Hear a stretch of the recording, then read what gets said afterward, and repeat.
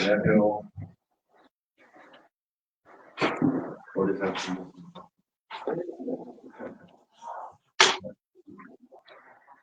두 번째 날이 시작됐네요. 네. 오늘 날씨 좀 쌀쌀한데 어제보다는 좀 나쁘지 않았네요. 네. 여기 구경대 앞에 보니까 그 정문에 옆에 대나무 숲이 있더라고요. 대나무 숲이 이렇게 대나무 숲이 있는데 아주 대나무 숲이 멋있었고 그 옆에 저는 여기 게스트하우스에 가는데 근데 걸어오면서 소나무 숲도 있잖아요. 소나무 숲이 참 멋있게 잘 돼 있다 그런 생각이 들었습니다.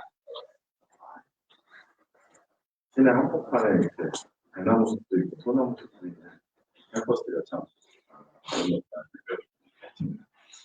네, 오늘은 그 두 번째나 오전 강의는 생태계, 우리 스타트업 생태계를 등록하는 시간으로 삼아봤습니다.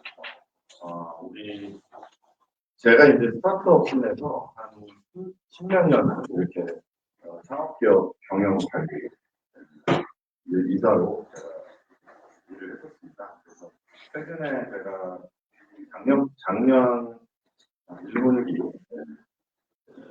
작년 한 5월까지 제가 근무했던 회사는 제약바이오 회사였습니다. 그래서 이 창업을 하면은 사실은 이제 많은 이제 행사, 발표회 그런 데 참여하게 됩니다. 이렇게 저는 이제 그 바이오 쪽에 근무하다 보니까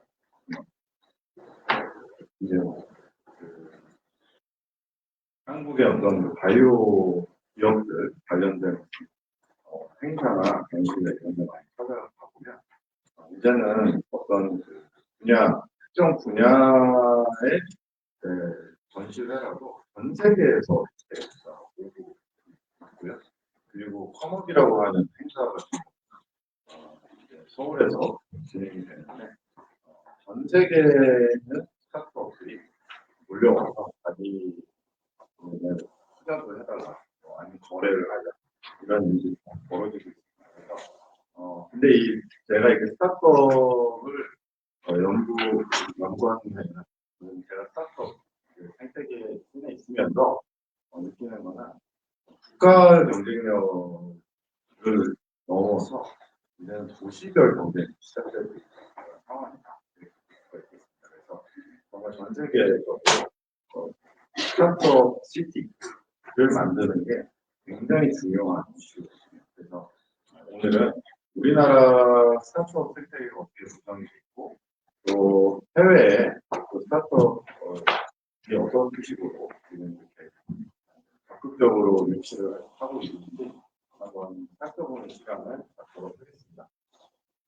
네, 우리나라는 이제 그 옛날에 중소기업청이라고 하는 조직이 문재인 정부 때 있는데 중소벤처기업으로 격상이 되면서 이제 창업 전반적으로 육성하는 그런 생태계를 본격적으로 만들어가기 시작을 했습니다. 특별히 기술 창업 관련된 지원들을 많이 하고 있는데요. 그 중소벤처기업부에서 이렇게 운영을 하고 있는 창업 지원 포털이 있습니다. 네. K-스타트업.go.kr이라고 하는 사이트인데요. 이 사이트 하나만 아셔도 여러분들이 창업에 필요한 모든 정보를 얻으실 수 있다. 이렇게 보시면 되겠습니다. 여기 보시면 이제 그 예비 창업자를 위한 서비스, 창업자를 위한 서비스 다 있고요. 여기 보면은 엄청난 사업화, R&D, 보육, 멘토링, 네트워크, 융자 인력, 또 해외 진출까지 창업 기업이 하는 모든 전주기적인 지원 서비스들을 다 하고 있고요. 여기 보시면 여러분들이 한번 살펴보시면 좋을 것 같고 여기 보면 이제 창업 지원 관련된 사업을 공고를 하고 있죠. 그러면은 여기 보시면 중앙부처의 예산 여기 보면은 창업 지원 사업 공고라고 되어 있는데 총 예산이 1년에 3조 1,190억 원을 사용하고 있다. 어마어마한 예산입니다. 네, 정말 1년에 3조를 그냥 쓰는 거예요. 네, 그렇기 때문에 보면은 이런 기관들, 그러니까 중소벤처기업부만 관련된 게 아니라 해양수산부, 농림부, 복지부, 교육부, 공관부 등 다양한 부처에서도 창업 관련된 프로그램들을 운영을 하고 있고요. 여기 또 구경대는 저희가 이제 수산대, 국립수산대랑 이제 합친 대학에서 수산 쪽도 강하지 않습니까? 그래서 이것과 인공지능 연결하는 아니면은 이런 것들을 기술, 테크를 연결하는 이런 사업들을 할 수 있다. 그럼 여기 보면 예비 창업입니다. 예비 창업 같은 경우는 아직 사업자를 내가 법인 설립을 하지 않은 그런 사람들을 대상으로 하는 행사들이 있습니다. 과기부 같은 경우도 여러분들이 공대이기 때문에 과기부 쪽에 있는 그리고 여기 보면은 이제 글로벌 엑셀러레이터 같은 프로그램들도 있어서 해외로 진출을 하는데 도움을 주는 것들이 있습니다. 그래서 예비 창업, 창업 초기, 도약 여기까지를 이제 창업 기업, 초기 기업이라고 하고 창업한 지 창업이라고 하는 그 법인 설립한 7년 이내 기업들을 창업 기업으로 만들어서 여기에 지원이 상당히 많이 몰려있고요. 부산 같은 경우도 제가 얘기한 것처럼 도시별로 경쟁을 합니다. 그래서 서울, 인천, 경기 그리고 성남시, 한교는 성남시 그래서 도시별로 경쟁을 하고 부산도 당연히 경쟁을 하죠. 그래서 부산에는 부산 창업포털이라고 하는 곳에서 지원 사업들을 많이 하고 있습니다. 그래서 이게 갑자기 내가 창업을 하려고 생각을 하면은 이 앞단에서 준비한 제가 어저께 중요하게 말씀드렸던 키워드 중에 하나 빌드업이라고 했어요. 그래서 내가 창업을 하기 위해서 몸을 만들어 나가는 과정이 필요한데요. 그러기 위해서는 역시 이력이 좀 필요해요. 그래서 예비 창업자를 위한 교육 프로그램 같은 그래서 그러한 그 교육 프로그램 같은 거를 미리 들어놓으면 이 교육을 이수하면 그 다음 단계로 어떻게 나아가는지 가이드를 해줍니다. 그래서 시간이 되실 때 교육 같은 거, 뭐 그런 교육 프로그램 같은 것들 참여하셔도 되게 좋을 것 같아요. 여기 보면 뭐 이런 식으로 멘토링, 교육. 사실은 저희 이 프로그램 자체도 사실 창업 교육이기 때문에 이런 것들이 이제 많은 공간, 많은 부분에서 이루어지고 있는 거죠. 그리고 팁스라고 하는 굉장히 독특한 프로그램이 있죠. 그래서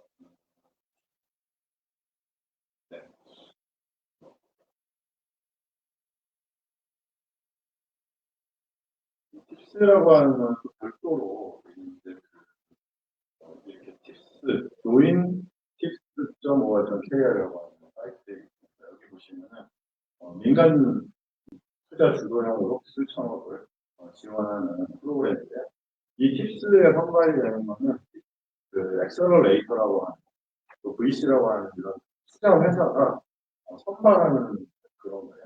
거기서 추천을 해서 이 프로그램에 참여를 하면 중기부나 중소벤처기업에서 하는 R&D 사업을 매칭을 해서 할 수가 있는 그런 이야기입니다. 그래서 이것도 보면 운영사에다가 우리 회사 나 이런 회사 만들 거니까 이런 회사 투자 좀 해주세요. 라고 제안을 제출했을 때 투자하는 그쪽 관계자들이 보고 괜찮네? 하면 이제 한번 얘기 좀 해볼까요? 이런 식으로 하면서 입주도 할 수 있고 이렇게 지원 프로그램들이 있습니다.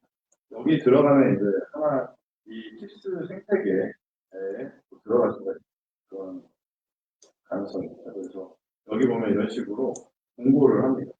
그리고 여러분들이 참고를 생각할 때 정부는 1년 단위로 예산을 조정하잖아요. 그래서 2025년 예산은 통상적으로 1분기 1월에서부터 3월 한 5월까지 많은 프로그램들이 시작을 하고 하반기 가면은 거의 이제 그 프로그램이 다 없어지면 끝나서 가능하면 1분기 때 이런 것들 보시면은 여기 보면은 이제 이렇게 공고들을 하죠. 그래서 공고문 같은 것들을 자세히 보시면은 복잡한데요.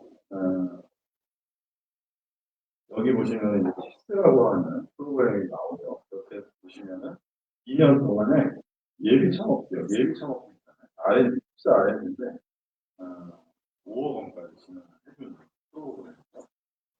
테크 이런 거는 초기 기업이랑 상관이 없을 수 있는데 이런 10개월짜리 창업자 육성 이거는 뭐냐면 R&D가 아니라 그냥 사업을 하려고 이제 내가 팀을 좀 만들고 회사를 어떻게 하겠다라고 하는 10개월짜리 프로그램 한 8천 정도 지원을 해주는 그런 프로그램들이 딱 있습니다. 그래서 프리팁스가 있고요, 팁스가 있고요, 또 포스트 팁스가 있고요. 이렇게 해서 이 팁스 생태계에 올라타기만 해도 사실은 투자도 받고 할 수 있는 일들이 굉장히 많아요. 이 팁스는 기본적으로 테크 기업이어야 합니다. 기술, 이 투자를 받기로 결정이 되고 그게 있어야 할 수 있는 그런 거거든요. 보면은 이제 굉장히 많은 이런 지원 과정들이 있습니다. 이런 것들은 이제 저희도 그 팁스 R&D 사업으로 이제 정부가 이제 시작을 해서 보건복지부 사업이라든지 신학개발 사업이라든지 이런 식으로 저희가 했었었거든요. 그래서 이런 팁스 프로그램이 있다. 중요한 거는 있다 하는 거를 알아야 됩니다. 그래서 이런 구조로 있습니다. 그래서 운영사가 상업형을 투자를 하고 그러면 R&D 지원금을 정부에서 붙이고 그래서 제가 어저께 창업을 할 때 자기 자본은 그냥 받은 거예요. 나는 1,000만 원 갖고 시작을 하는데 1,000만 원 갖고 얼마나 버티겠습니까? 근데 중요한 것은 그걸로 회사를 일단 만들고 시작을 하면서 이러한 프로그램 같은 것들을 올라탈 수 있도록 우리 회사와 나 자신을 빌드업하는 이런 데 타면 그때부터는 본격적으로 이런 식으로 연결이 됩니다. 그래서 이런 프로그램들이 있기 때문에 팁스 프로그램 되면 참 좋다. 근데 뭐 경쟁이 치열하니까 뭐 7,000원 무조건 되는 건 아니죠. 그래서 여러 번 트라이 할 수도 있는데 그런 거랑 비슷합니다. 취업을 할 때 한 회사에 계속 한 번 떨어지면은 아예 나는 취업을 부른다 보다 이런 사람 없잖아요. 취업할 때도 계속 기업에 내가 그 이력서랑 그 자기소개를 계속 업그레이드를 하지 않습니까? 회사도 똑같아요. 이런 프로그램이 있어요. 근데 첫 번째 되면 떨어진다? 그런 거는 없어요. 사실은. 그러니까 내가 취업을 하기 위해서 나의 이력서와 자기소개서를 계속 업그레이드 하는 것처럼 창업을 할 때도 어떻게 해야 됩니까? 우리 회사 원래 이렇게 하려고 사업계획서 썼는데 떨어졌어. 어디서 문제가 있었지? 심사위원들이 어딜 깠더라? 그러면 이제 그거 가지고 또 업그레이드를 하고 계속해서 나의 회사 창업 계획에 대한 내용들을 계속 이렇게 업그레이드를 하는 것 자체가 사업에 굉장히 도움이 됩니다. 이런 프로젝트에만 의존하면서 마치 이런 PT의 달인이 되라 이런 게 아니라 이걸 통해서 나의 사업 계획을 좀 더 정교화하고 이 사람들이 원하는 전문적인 어떤 구조들이 있거든요. 사업 계획을 짜는 회사를 어떻게 만들어 가야 된다고 하는 구조들이 있어요. 그런 것들을 자꾸 연습을 해보면 이렇게 이 창업신에서는 이렇게 내 회사를 소개를 해야 되겠다 생각을 다 다듬게 돼요. 이 과정을 한 1, 2년 거치시면 3년 차부터는 이제 굉장히 깊어져가지고 그때는 이제 이 선정 확률이 좀 높아지죠. 그리고 그동안에 또 계속 심사위원도 만나고 멘토도 만나고 이러면서 알게 된 그런 작품들이 한 마디씩 해주잖아요. 그렇게 네트워크도 생기고 그래서 이런 사업에 도전을 해봐라. 이렇게 좀 생각을 하시면 좋겠다는 생각이 듭니다.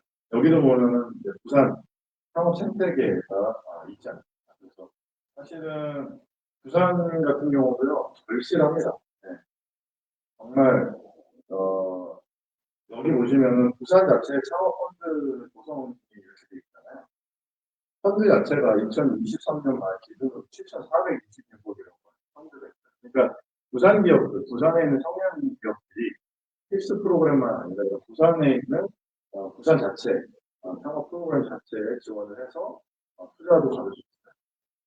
그러니까 여러분들이 왜 유리하냐면 어쨌든 나노 융합, 반도체 이런 쪽으로 지금 전공을 하고 있고 이쪽으로 팀을 구성할 수 있고 또 교수님들도 계시고 또 부경대라고 하는 국립대 베이스가 있고 하기 때문에 사실 부산에서 창업을 하면 여러분들이 서울에서 수도권에서 전국 단위로 경쟁하는 것보다는 경쟁이 뭐라고 부산에서 여기서 빌드업을 하는 거예요.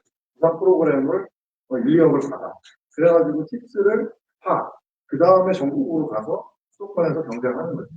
본사는 부산에서. 그러면은 어쨌든 부산에서도 부산 출신 스타 기업들을 만들어야 돼요. 부산의 본사에서 또 부산 출신 대학에 있는 청년들을 키워내야 되거든요. 왜? 뭐 다 아시겠지만 졸업하고 다 서울로 올라가서 창업을 하고 취업을 하려고 하니까 여기 남겨둬서 이 로컬에서 시작해서 로컬에서 성장하는 기업에 대한 성공 스토리가 필요해요. 정말 절실합니다. 여러분들이 여기에서 굳이 서울에서 비싼 집을 또 구해서 그렇게 살지 말고 여기서 그냥 학교를 베이스로 해서 교수님들이 여러분들이 창업한다고 밀어줄 거 아니겠습니까? 밀어줄 때 같이 타고 올라가서 부산시 이런 지원들 연결해서 한번 가보는 거죠. 그러면서 전국 단위로 이런 프로그램 같은 거에 도전을 하면 부산 쪽에 있는 그 투자 생태계랑 연결도 해서 투자도 받을 수 있습니다. 그리고 오후에는 이제 이 투자신에서 팁스도 하시고 이랬던 우리 그 대성 창업 투자 우리 대표 하셨던 분이 오셔서 투자 생태계에 대해서 전반적으로 설명을 해주실 거거든요. 그때 이제 어떤 식으로 내가 투자를 받을 수 있는지 그런 것도 한번 물어보시면 도움이 될 거라고 생각이 됩니다. 그래서 지금 뭐 지방 정부 차원에서도 많은 일들을 하고 있다라고 생각하고 있고요. 요 벤처 투자라고 하는 부분에서 투자를 얼마나 하고 있는지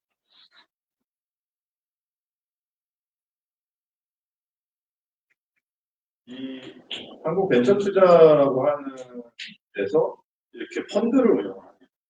이 펀드를 가지고 국내에 있는 벤처 캐피탈리스트들한테 돈을 줘서 매칭을 해주고 그리고 그 벤처 캐피탈이 돈을 투자를 하는 이런 형태를 하고 있는 그런 그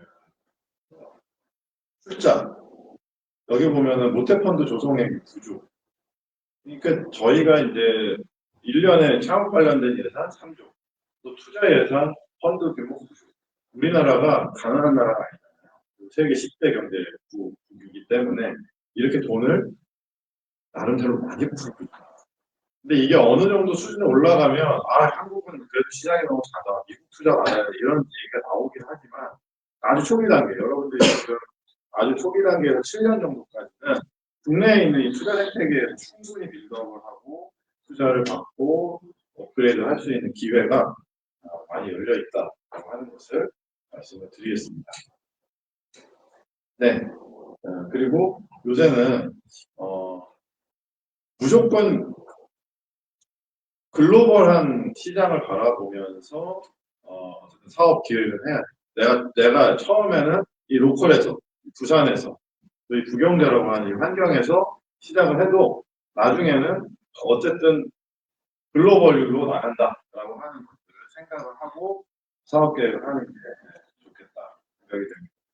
그리고 이제 투자만 받는 게 아니라 조금 더 문턱이 낮은 게 이제 융자 프로그램이 있어요. 여기 보시면은 이제 신용보증기금도 있고 기술보증기금이라고 하는 게 있는데 여러분들은 사실은 기술이 있잖아요. 엔진이 이제 테크 기반이 있기 때문에 저는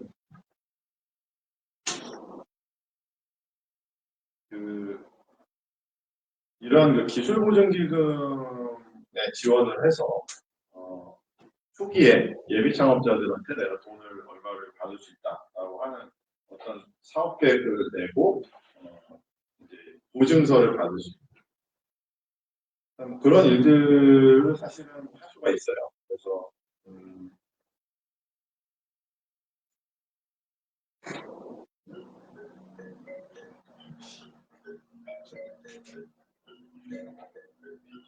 광고가 VC 벤처펀드 특별보증, 기술보증기금은 투자 실적이 우수한 창투자 등의 보증을 공급하고 신속한 펀드 결성을 촉진하기 위해 VC 벤처펀드 특별보증을 지원합니다. VC 벤처펀드 특별보증은 벤처펀드 결성 시 VC 출자금에 소요되는 자금을 지원하는 특별보증 프로그램입니다.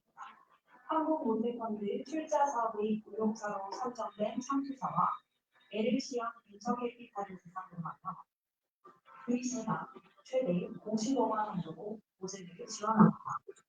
이런 보증 프로그램 같은 경우는 투자 회사한테도 보증을 해줘서 야, 너희가 50억 정도 투자 실패해도 그러니까 투자 회사가 이 빚을 갚지 못하는 상황이 되면 이 기술 보증기금에서 50억까지는 우리가 그냥 대신 갚아줄게. 너희는 그러니까 투자 손실 생각하지 말고 그냥 투자 좀 해봐. 용기 있게. 왜? 스타트업들한테 투자했을 때 실패 확률이 90%라고 했잖아요. 그러니까 그게 생각보다 그러니까 이러한 뒷단에서 내가 투자를 하는데 내 투자 실패하면 어떻게? 그럼 뒤에서 50억까지 보증해줄게. 이런 이중장치, 삼중장치들이 있기 때문에 위험한 기업들, 진짜 사람 보고 기획서만 보고 아무런 성과물이 없는데도 불구하고 초기에 돈을 투자해줄 수 있는 그런 게 있다라고. 여기 보면 이제 사업계획서 작성하는 방법이라든지 이런 것들이 다 이렇게 나와 있어요. 그래서 제가 오늘 말씀드렸던 이 사이트들 이름이라도 기억을 해주시면 좋을 것 같다. 물론 이거 실제로 들어가서 서류 작성하려고 하면 이제 멘탈이 약간 터질 수가 있습니다. 갑자기 이거 뭐 무슨 말이지? 뭐 이렇게 해서 멘탈 터질 수 있는데 그때 저를 찾아주시면 저는 이제 이거 여기에 손을 많이 대봤거든요. 수사도 받았고 그래서 제가 같이 도와드릴 수 있으니까 같이 이런 데 지원을 해주셔도 좋겠다. 정말 이공계 창업은요 우리나라에서 엄청난 지원 프로그램들이 많아요. 인문사회나 요식업이나 서비스업은 이런 데 들어갈 수 없어요. 그래서 정말 그 여러분들의 전공과 이런 것들 자부심을 가지셔도 좋다 그런 생각을 합니다. 네, 세제 혜택도 있죠. 그래서 이 창업 기업으로 해서 내가 이제 벤처 기업으로 또 인증받았어요.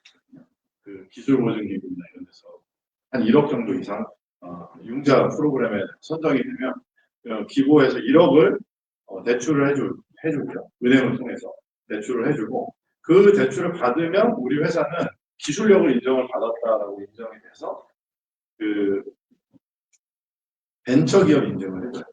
벤처기업 인증을 받으면 세금 내가 회사에서 수익이 났는데 세금을 안 내. 내가 월급을 받으면 소득세를 뗀다고 했잖아요. 세금에 대해서. 근데 월급을 받으면 소득세를 떼는데 이 벤처 인증을 받으면 초기 5년 동안은 법인세가 법이 번 돈에 대해서 과세하지 않겠다는 얘기죠. 그래서 이러한 굉장히 많은 혜택들을 창업기업에 주고 있습니다. 제가 여러 번 말씀드리지만 정부에서 세금을 안 받는 경우는요. 진짜 이게 국가에 필요하기 때문에 안 받아요. 정부가 요새 돈에 대해서 엄청 깐깐하게 하거든요. 그래서 세금을 진짜 칼같이 떼요. 그런데 면제? 웬일? 이거는 해야 되니까.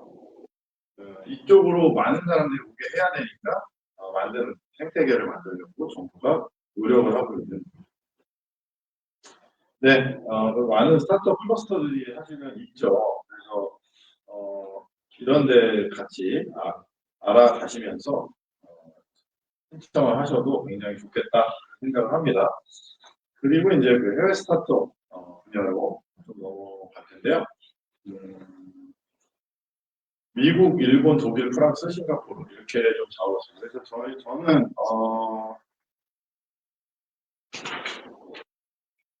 그러니까 크게 전 세계가 우리가 여러 가지 부분을 생각할 수 있지만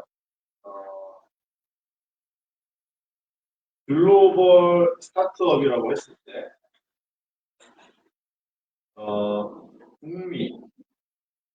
북미에서 미국과 캐나다가 있고요.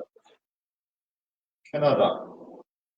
그리고 아시아에서는 한중일, 그리고 싱가포르.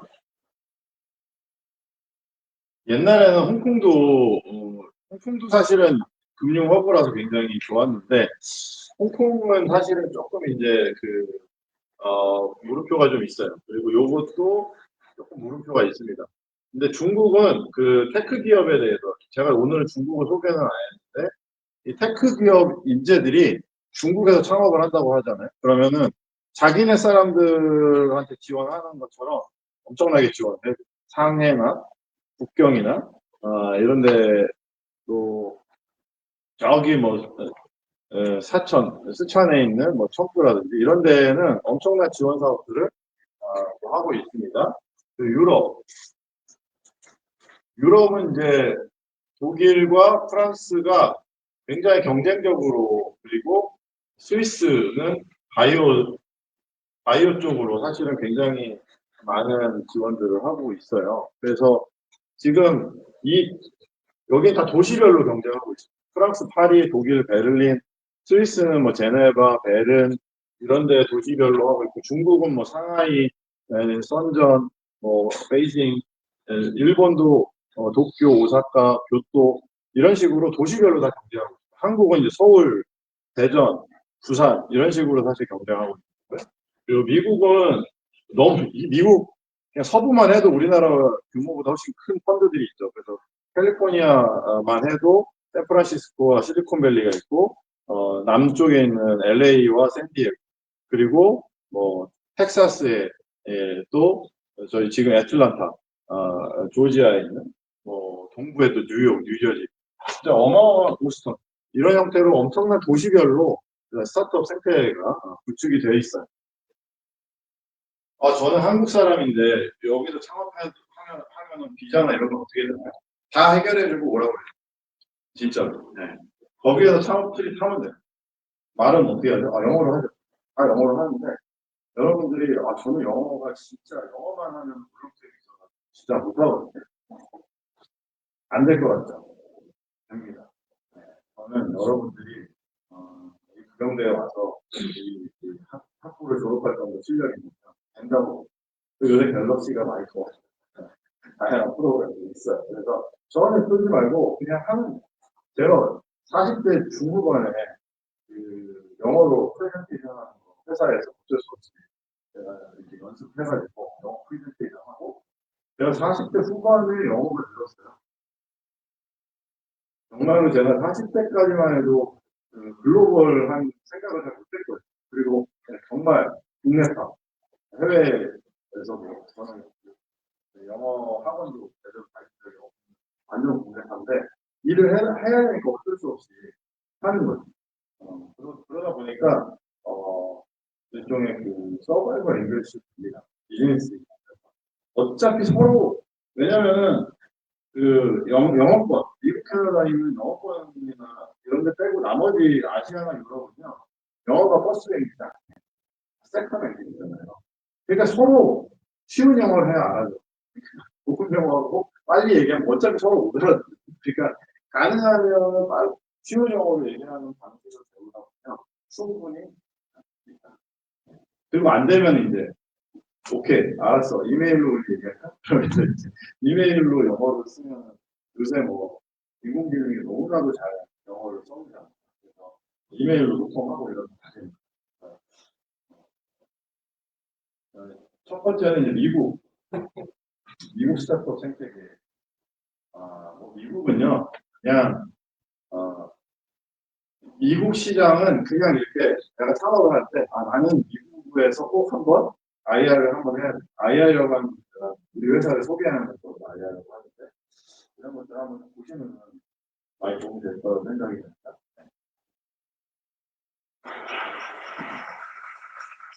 네, 안녕하세요. 김창관 여러분입니다. 저는 이제 보통 회사에서 CK라고 부르셔서 편하게 CK라고 부르시면 될 것 같고요. 보통 부산 지구대 보면 누가 제일 멀리 오셨나요? 이렇게 하잖아요. 저는 LA에서 오늘 아침에 와서 아마 제가 오늘 이 자리에 잘 몰리지 않았을까 생각을 좀 합니다. 저 쟤네들이 서울에 많은 만드는 기념비용을 말씀하신 것처럼 저는 뭐 기본적으로 창업자입니다. 그뭐 VC는 아니고 이 자리에 VC분들 주로 많이 오셨다고 들었는데 저는 VC는 아니고 이제 스타트업 파운더고요. 두 개의 회사를 이제 코파운딩을 했어요. 그 최근에 했던 회사는 타파스 미디어라고 미국에서 가장 최초로 웹툰을 저작을 만들었던 회사고 2021년에 오래 했습니다. 한 8년 정도 하다가 이제 그 이주가 됐어요. 카카오 엔터테인먼트. 그리고 나서 카카오에서 한 2년 정도 더 있다가 북미 사업을 이제 했죠. 그러다가 올 초에 나오게 됐고 또 첫 번째 회사는 문학수 대표라는 분하고 같이 그 블로그 회사를 창업했었는데 그 회사는 또 구글에 매각이 돼서 4년 정도 이렇게 있었습니다. 그 전에 삼성전자에서 부동산업으로 있었고요. 네, 간단히 이제 그 정도 소개를 드리고 근데 저희는 사실은 뭐좀 공교롭게도 회사가 두 번 다 운 좋게도 매각이 됐는데 시기적으로 첫 번째 회사 매각됐던 것이 2008년도였어요. 저희가 매각이 되고 나서 2주 정도 있다가 리만 브라더스 사태가 터졌거든요. 네, 그리고 두 번째 회사는 2021년에 아까 뭐 2021년 과열 이렇게 나오셨는데 그때 이제 팔았습니다. 그래서 참 운이 좋았던 것 같아요. 그러다 보니까 사실은 뭐 굉장히 겸손해지게 되는 거죠. 창업자로서. 예, 뭐 이런 시기나 이런 것들은 절대 제가 조절할 수는 없잖아요. 그래서 뭐 다들 창업자들 겸손해야 된다 이런 거를 저는 말뿐이 아니고 제가 가장 먼저 증명할 수 있는 것 같아요. 그리고 또 회사 외에도 개인적으로 저는 또 엔젤 투자를 조금씩 하고 있는데요. 구글 단계부터 조금씩 했는데 현재는 한 12개 정도 펀드에 이제 LP로 참여하고 있고 물론 소액이 있는 엔젤 투자니까요. 물론 40개 정도 회사에 투자를 했습니다. 제가 VC가 아니다 보니까 이 미국의 VC 투자 시장에 대해서 제가 뭐 말씀을 드릴 만한 어떤 그런 자격은 안 되는 것 같아요. 그렇지만은 오늘도 주제가 이거라서 제가 리서치를 간단하게 했고 아마 여러분들은 똑같은 자료를 많이 보셨을 거라고 생각이 듭니다. 그래서 이 부분은 빨리빨리 넘어가도록 하겠습니다. 일단은 미국 투자 시장이 전 세계에서 가장 크죠. 우리가 아는 것처럼. 그렇지만 그 비중을 봤을 때 생각보다 더 큽니다. 전 세계에서 일어나고 있는 모든 벤처 투자의 반 이상이 미국에서 일어나고 있다라고 보시면 될 것 같고요. 근데 저희 이제 압도적으로 중국 뭐 2위, 3위, 4위 다 합친 것보다 훨씬 더 미국 시장이 크다고 보시면 될 것 같고요. 그러다 보니까 이제 시장이 제가 봤던 이 자료에 따르면 어쨌든 그 미국 시장에 물론 감소가 있었지만 2023년 1Q 기준으로 봤을 때는 그래도 다른 시장보다는 좀 그 낙폭이 적었다. 이렇게 좀 자료를 봤습니다. 그럼 미국 안에서는 어디서 주로 투자가 일어나느냐? 압도적으로 슬리콘밸리 지역이 제일 많고요. 좀 보시기 글자로 작은데 실리콘밸리 포함한 샌프란시스코 포함한 실리콘밸리 지역이 가장 많습니다. 그리고 나서 뉴욕 그리고 3위에 대해서는 어떤 통계를 보십니다. 어떤 통계는 LA라고 얘기를 하는데 보통 요새는 LA를 3위로 많이 보는 것 같아요. 물론 보스턴 쪽에 바이오 쪽이 많이 나오죠. 그래서 보시면은 이제 그 샌프란시스코는 미국의 북부에 있죠. 그리고 LA는 캘리포니아 남부에 있죠. 그래서 서부 쪽 캘리포니아 주의 북부를 북가주라고 남부를 남가주라고 하는데 북가주에는 샌프란시스코를 중심으로 한 실리콘밸리가 있고 LA 남부에는 서부에 나도 조금 복잡했죠. 그래서 그쪽에 있는 LA, 샌디에고 이런 데 굉장히 많은 회사들이 나가 있다. 이렇게 보시면 되겠습니다. 여기 보시면 이런 동영상에 다양한 이런 내용들을 사실 소개하고 있고요. 제가 나중에 요거는 이제 저희 회사 사이트로 들어오시면 다 링크가 있으니까 보시면 되겠습니다. 그래서 저는 이 실리콘밸리 자체에서 일단은 그런 거 있잖아요. 여러분들이 여행을 하면 가실 텐데, 이제 요새 아까 그런 프로그램 중에서 그런 그 해외에 어떤 그 진출하기 위해서 훈련도 시켜주고, 거기 가서 IR, 회사 소개도 할 수 있는 그런 프로그램이 있어요. 그래서 또 비전 트릭 같은 것도 있고, 제 생각에는 언제 한번 여기 반도체 이쪽 팀 자체가 이 특성화 사업단에서 한번 이런 프로그램도 한번 운영해 보시면 어떨까. 그럼 제가 이렇게 나이 들었습니다.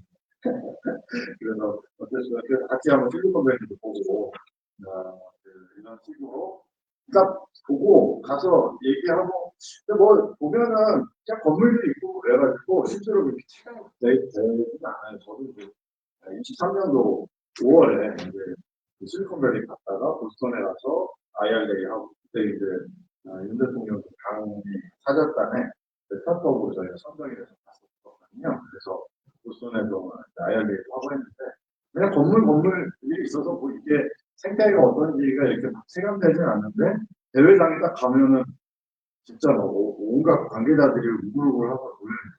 그래서 도시가 건물만 보면 어떤 이런 사람과 사람과의 연결이 보이지 않에 딱 들어가면 아 이렇게 진행이 되고 있구나. 거기서 결국은 저도 그 SSB라고 해서 미국에 투자하는 사이트가 있어요. 여기는 그 저도 보스턴 가자. 그래서 여기 보시면 여기가 우리 한국에도 투자 회사가 있다, 미국에도 투자 회사가 있다. 미국에 있는 그 투자 회사 여기 보시면 그냥 이렇게 이메일 주소 이렇게 쓰잖아요. 그러면은 레터가 날라오고 그래서 이런 것들을 웹사이트를 찾아가서 내가 구독 서비스를 하나씩 해서 이메일 링에 한번 담아 두시는 것도 사실은 도움이 됩니다. 여기 보면 이제 투자 회사인데요. 다양한 프로그램들을 이렇게 있죠. 그래서 이 헥스라고 하는 프로그램들도 있고요. 그래서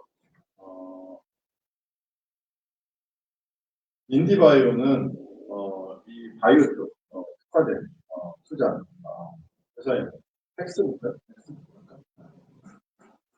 We went from an idea and timeline all the way up to building a physical bioreactor and now scale that back to about 이런 식으로 창업을 캐릭터가 있잖아요. 그래서 그냥 Acts, we focus on physical science investments. Anything that you drop on your foot hurts, acts. It's big for Here at Hacks, our focus is really on early stage pre-seed hard-tech startups. They come and co-locate with us, so we work with them directly in our space. We have a team of 25 people here, all that time engineering. In order for a startup founder to go higher that, they need to raise tens of millions of dollars. Currently, the team is just the 3 founders, but actually it feels like we're 20 plus, and the opportunity to come to the space, get all of the support, the equipment, that's all been hugely valuable and accelerating our product development. Whenever you get a team of people who have done this 100 times, you automatically get a whole lot of experience that speeds up everything you do. We had a $3,000 lab prototype that we built about 6 months ago. Now we have devices into a sleek medical device that costs around $500. And we did that process investment. So we have our headquarters here in Europe, and we have incredible effects and OpEx investment in this space. Why do we do that? We identify that the earliest and brightest PhDs require a huge amount of help from an engineering perspective to take the science they have to commercial, scalable entities. What we often find is venture capital lack this deep technical expertise and tools that Hacks brings to teams developing early stage products. And there's really not that many places around the world that can actually do this. Working at the Hacks offices, it's a gigantic value add. I have seen PhD students or researchers fail to realize that they need to turn what they've made, that science, into something that people want to buy. And that's really not a trivial process. When designing out this space, we really try to concentrate on every little part of the perfect lab for a physical sciences startup. So we have a mechanical lab for cutting materials and doing some of the heavier engineering. We also have our home engineering. We have a 3D printing area where we have all 3D printers that very quickly prototype. We have SLS to FDM and SLA printers. We have an electronics area for testing, prototyping, and assembly of electrical components. And then we also have a chemical lab with benchtop hoods as well as walk-in hoods. So that really helps any of the teams that need to do wet chemistry, that are working on things like electrochemistry, to do those experiments that they need to do this technology. And all of the companies here have access to our global we have offices in Shenzhen, China, in Pune, India, and we have a satellite office in Tokyo. Shenzhen office is specifically focused on electrical engineering and supply chain sourcing. Pune is kind of emerged as a center of excellence for heavy engineering. We have a vast number of engineers who do everything from computational engineering to machine to parts, and then they'll send them over here again in final assembly. And you can hear some of that final assembly happening right now. It's a smorgasbord of technology development, and if there is something that isn't here, then it can be sourced pretty easily. India IT and Buckers from right next door to us. We share facilities with them. 그래서 여기 보면 이제 아시아 쪽에도 지금 브랜치가 있죠. 그래서 상하이, 선정, 그리고 도쿄에도 있고요. 그리고 미국에 당연히 이제 미국에서 이제 여러 가지 있는데 보면은 인도 출신들도 사실 많이 하고 있고 중국, 또 아프리카에서도 그러니까 사실은 우리가 이제 국내에서 뭐 국내 대학 순위를 매기고 뭐 내가 국내 대학의 몇 번째 순위고 이런 것들이 해외로 나가면 갑자기 의미가 없어져요. 그리고 중요한 건 내가 한국인이고 한국 사람으로서 내가 이러한 기술과 아이디어 가지고 창업을 할 수 있다라고 하는 것을 어필을 하면 됩니다. 그리고 이제 이쪽에서 굉장히 중요하게 여기는 게 이 기후위기 대응 같은 이런 사업들을 하고 있고요. 여기 보면은 이 굉장히 중요한 이쪽에 포트폴리오 중에서 기후 위기 대응하는 기술 이런 것들에 많이 투자를 하고 있습니다. 그래서 이러한 스타트업 생태계가 현장에 있다. 이런 걸 알아놓고 내가 우리 회사 소개를 또 영어로도 한번 작성해 그런 도전들 해보시면 좋을 것 같다는 생각을 합니다. 네, 뭐 미국은 정말 끝도 없이 파면 계속 나오는 거기 때문에 이 정도 하겠고요. 그 다음에 이제 일본. 그러니까 바로 여러분이 배 타고 갈 수 있는 일본. 일본도 사실은 엄청난 펀드로 사실은 투자를 하고 있어요. 그래서 일본의 경제 규모 우리나라보다 훨씬 크거든요. 그리고 자본 시장도 크고. 일본 사람들도 영어 잘 못하잖아요. 그래서 생각보다. 안녕하세요. 글로벌 그린의 경우입니다. 수행권에는 3년 전부터 왔던 것 같은데 이 자리에 설 줄은 몰라서 저도 영광이고 자료를 준비하면서 박정희 기자님이 몇 번을 강조하시더라고요. 수행권은 다른 데서 볼 수 없는 이야기로 해줘야 된다고 해서 열심히 취재한 준비를 했고 오늘 오신 분들이 일본 시장에 대해서 조금이라도 얻어가실 수 있도록 기대를 잘 준비하고 나가도록 하겠습니다. 네, 먼저 저희 회사에 가까이 있는 저희 일본을 중심으로 글로벌 스타트업 투자하는 벤처 캐피탈이며 주로 시리즈 A에 많이 투자를 하고 있고 1년에 한 번 넘게 열심히 투자하고 있는 위치입니다.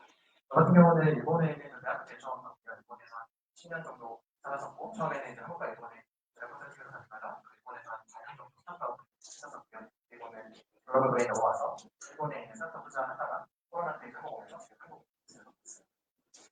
네, 오늘의 주제는 저는 일본 스타트업 시장 최근에 많이 감사하게 해주시는 것 같은데 시장에 많이 기회가 있을까에 대해서 말씀을 드리려고 합니다. 크게는 두 가지고요. 투자 관점 그리고 스타트업 관점에서 말씀드리겠습니다.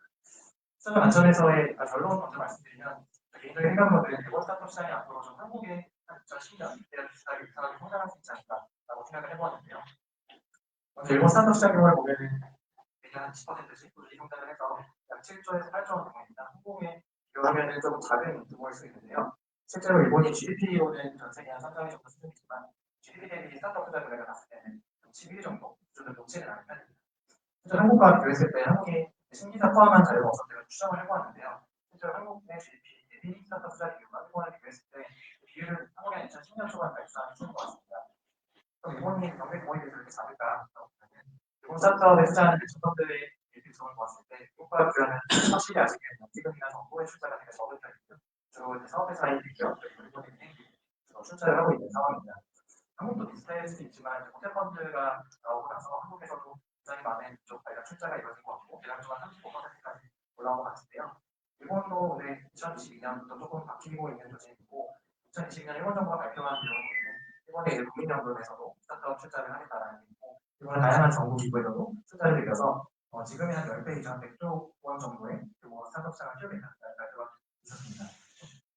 일본에 대해서 여러분들이 생각할 때 일본이 되게 보수적으로 늦게 가요. 근데 일본은요 신중하고 늦게 결정하는 게 있으면 한번 결정하면 계속 갑니다.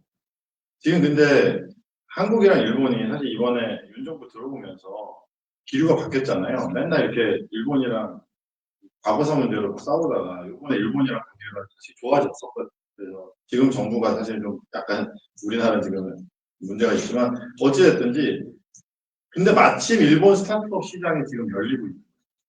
그동안에 일본 스타트업 투자 되게 보수적이었다는.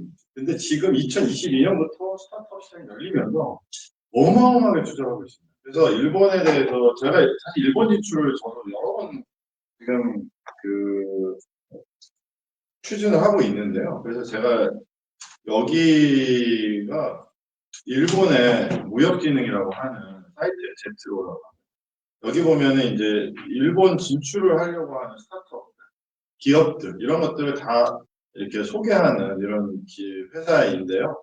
기관이요. 네, 일본에. 우리나라에 코트라라고 있어요. 한국무역진흥. 그런 거랑 비슷합니다. 그래서 여기 보면은 이제 미국에 일본 진출하려고 하는 많은 이제 이런 회사들에 대해서 소개도 하고 한국 직원도 있고 이렇게 돼 있거든요. 그래서 저는 여기에서 꼭 한번 실제로 그런 회사가 유명한 것일 때 2020년 엑스를 보면 인수가 들어갈 수 있고 빨리 가는 것까지 고려를 했을 때 그럼 스타트업인데 상장을 가고 나서 1조 원 이상으로 커진 회사들이 몇 개나 있을까를 보면 합치면 한 78개 정도가 있습니다. 그래서 1조 원 이상으로 커지는 케이스가 계속 진행하는 상황이고요. 일본 스타트업의 투자금은 중앙과 투자박스가 점점 높아지고 있고 대형 투자한 것들이 확대되고 있는 상황입니다. 실제로 이제 100억 엔 이상, 1000억 원 이상으로 투자를 받았던 기업들이 매년 100억 개가 되고 있는 상황이고요. 반면에 이제 이번에 VC 펀드의 규모를 보았을 때는 대략적으로 평균적으로 중앙값을 보면 300억 원 정도로 유지되고 있는 상황이고 100억 엔 1000억 원 이상의 펀드들도 늘어나고 있는 상황입니다. 실제 스타트업도 커지고 있는데 펀드들은 그 부분에 있어서 약한 부분이 있기 때문에 한국의 그로스 펀드 그전에 물어보면 한국의 대기업들 그 쿠팡이 사실 오늘날의 쿠팡이 되기까지 손정래이고요. 소프트뱅크 회장이 쿠팡에 진짜 무제한으로 밀었어요.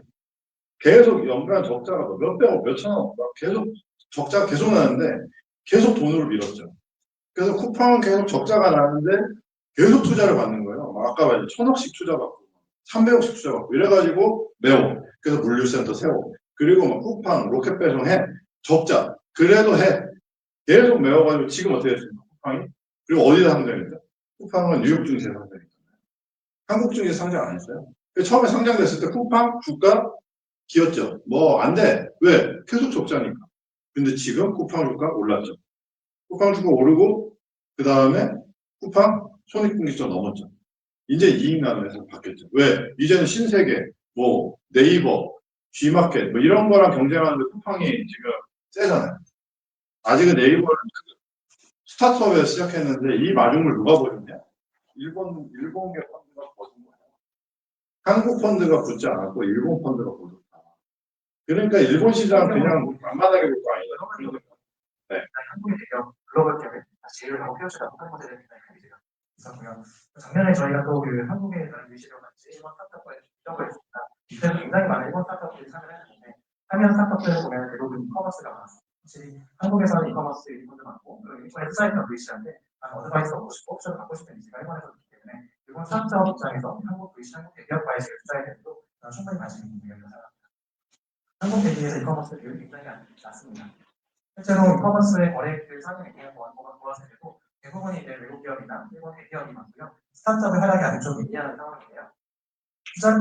그래서 저는 일본 시장은 우리나라보다 고령화가 빨리 진행돼 있고 IT나 이런 경쟁력은 상당히 많이 낮아져 있어서 그래서 우리가 앱으로 창업하는 거 우리나라에서 지금 사실 거의 힘든데 일본 가면 한 10년 전의 상황이라고 보여요. 아직도 거의 팩스 쓰거든. 말이 안 되는 굉장히 느려요. 그래서 근데 이제 막 하고 있어요. 일본 사람들도. 그래서 일본 사람들 근데 여러분들 왜 청년 시절에 일본을 한번 왔다 갔다 하면 이런 일본 창업 시장에 갈 필요가 있냐면 일본 사람들은 친해지는데도 오래 걸리고 뭔가 거래까지 이어지는 시간이 걸려요. 그러니까 제가 얘기 빌드업. 저는 창업을 뭐 3년 뒤에 하는데 그럼 지금부터 일본 가서 괜히 이런 행사도 가보고 제트로도 가보고 일본 여러분 여기서 얼마나 아깝습니까? 사실은 진짜 아깝잖아요. 그래서 가서 교제하고 야 놀러와 부산 와서 부산 관광시켜줘. 나 오사카 갈게. 가서 서로 왔다 갔다 교제하고 거기에 있는 사람들이랑 사귀고 이러면은 2년 3년 되잖아요. 그러면은 이제 친구 돼요. 그래가지고 이제 같이 사업해볼까? 나 아는 사람 누구 있는데 투자 받을래? 뭐 이런 식으로 한번 소개 좀 해줄까? 이런 식으로 길이요. 저희 같이 이제 좀 중장년층은 사실은 새로운 관계를 맺어가지고 사귀어서 3년 뒤에 야 이게 지금 어느 데가 나한테 잘못하면 60살 되겠는데 이제 이러니까 사실은 좀 저희는 조금 쉽지 않을 수도 있는데 저는 그래도 지금 사귀고 있어요.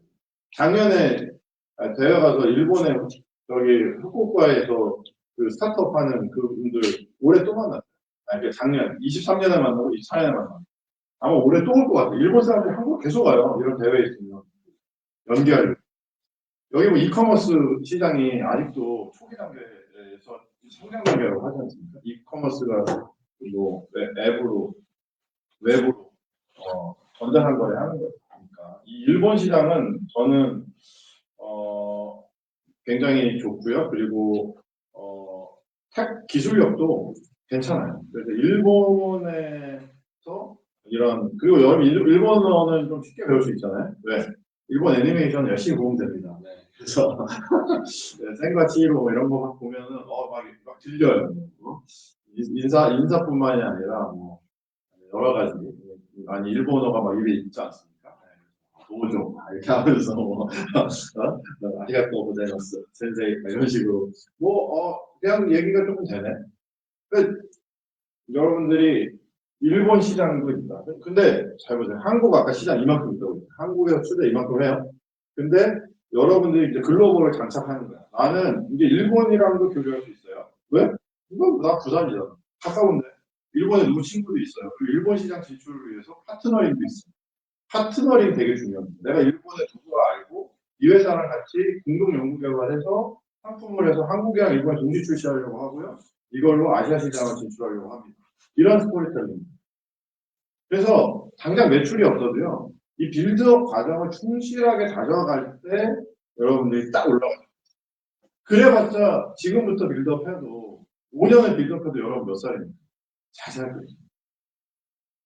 졸업하면 뭐 학교가 아니라 지금부터 관계망을 맺어놓고 사귀고 그냥 서로 얘기하고 놀고 밥 먹고 이 빌드업 시간을 가질 때 30대 초반부터 올라가는 거예요.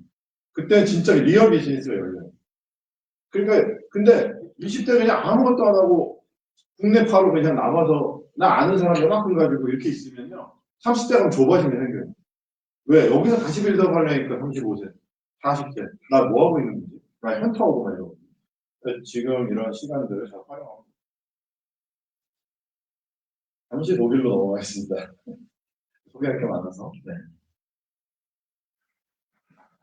네, 안녕하세요. 베를린에서 온 이은서라고 합니다.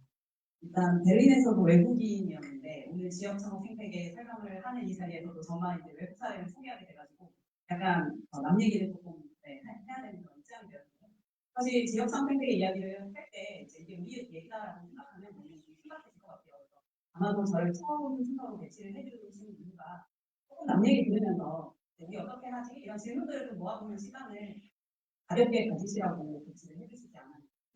부산에서 23년. 부산에서 생각 많이 합니다. 공부를 가질 이유는 독일에서는 잘 모르겠습니다. 이게 오늘의 발표 내용은 조금 민감입니다. 독일은 아직까지도 그 열쇠 뭉치를 아주 무거운 열쇠 뭉치를 들고 가는 나라예요. 그래서 이 열쇠 뭉치를 가지고 가지 않고 재활용 쓰레기를 버리러 나갔다가 문이 잠기면 이제 보험회사를 불러서 빨리 이 많은 비용을 처리를 해야 됩니다. 주머니에 무거운 열쇠를 넣었을 때 가지가 흘러내리는 공을 가지는 조금 적합하지 않은 것 같습니다. 그래서 왜 그런 이야기를 하게 되는지 독일의 창업 생태계랑 지역 창업 생태계를 얘기를 시작하겠습니다.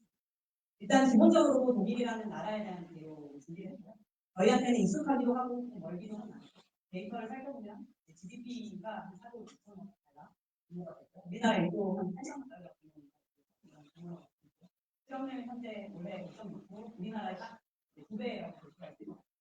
지금 독일의 탑3 못 들어가는 산업을 보면 특히 이제 테크 생태계에서 유효하게 못 들어가는 산업의 제 1위 높은 순위가 지속 가능성을 이야기하는 기업, 그다음에 디지털라이제이션, 디지털화를 이야기하는 기업, 그다음에 소프트웨어를 중심으로 가는 기업이 독일의 탑3 산업이라고 볼 수가 있습니다. 그 중에서도 조금 연구에서 보셔야 될 부분이 이제 스타트업의 스타트업 비중의 10%가 지속 가능성에 대해서 얘기를 하고 있는데 사실 몇 개의 유명한 스타트업 홈페이지만 들어가 보셔도 이게 단순히 10%가 아니다라는 것을 아실 수 있을 겁니다. 거의 뭐 99%라고 해도 무방할 정도로 지속 가능성에 대해서 이야기하지 않는 기업은 없다고 봐도 무방할 것 같습니다. 창업기업 인구를 보면 높은 편이고요. 50만 명당 80개 이상의 창업기업이 있는 상황이고요.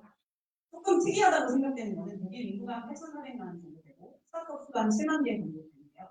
우리나라하고 비교를 건드는데 최양 센터님께서 말씀해 주셨듯이 우리나라 5,400만 인구에 3만 5천 개의 스타트업이 있다고 했어요. 그런데 이제 종사자 부문에서 보면 우리나라 독일의 경우는 41만 명, 근데 여기 특이하게 우리나라 76만 명 정도 되더라고요. 스타트업 수는 더 적은데 종사자 수가 많아서 우리나라 독일 사이에서 주목해 보셔야 될 내용이라고 생각했어요.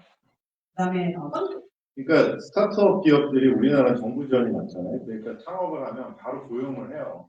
3-4명 고용을 해서 하기 때문에 이 스타트업 기업 수는 적은데 종사자 수는 많은 거죠. 독일은 창업 기업 수는 많은데 종사자 수가 적다라고 하는 건 뭐냐면 1인이나 2인 기업들이 굉장히 많다. 근데 저는 앞으로 우리나라도 이렇게 갈 거라고 생각합니다. 왜냐면은 고용을 해가지고 이렇게 회사를 운영하다 보면 인건비 주다가 이게 지속 가능성이 없어요. 3년 있다가 꼬꾸라지는 게 인건비가 감당이 안 돼서 그래서 앞으로는 1인 기업 형태로 해서 협업 구조가 이제 앞으로는 고착이 될 거예요. 요거 부분을 그림을 진짜 이해하셔야 됩니다. 그래서 내가 기업을 설립을 했어요. 그럼 대표가 있어요. 이게 대표 1인. 여기다 이제 직원을 둬요. 여기서부터 인건비가 들어가잖아요. 여러분, 대졸 직원 1명 인건비 쓰면 연봉 얼마 정도에 해야 됩니까? 스타트업이라고 해도요. 연봉 3,500만 정도에서 이 딜을 해야 돼. 아니면은 스타트업에 누가 들어옵니까? 안 들어오려고 그런단 말이야. 그러니까 내 대기업하고 중소기업까지. 이 인건비 월 300은 아니고 어떤 200 얼마씩 나가고 4대보험 나가고 하면 그때부터 현타가 와요.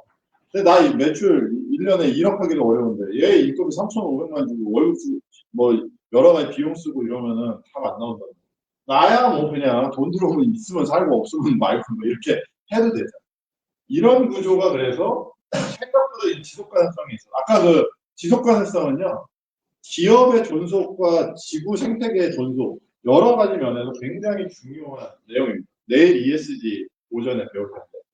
그러면 이런 구조로 가는 거예요.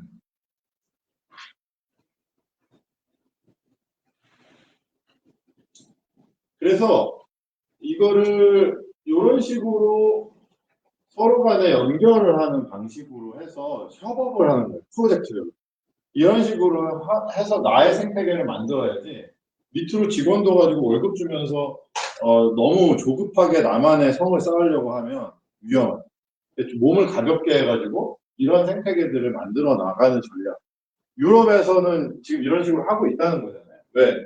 자꾸 이런 네트워크 모임에 가서 얘기도 듣고 이야기도 하고 서로 사귀고 교제하고 이러면 답이 나온다는 거예요. 네. 요즘 되는 스타트업이 다 대륙에 있는 것만은 아니고 이런 것들을 좀 살펴보시면 좋고요.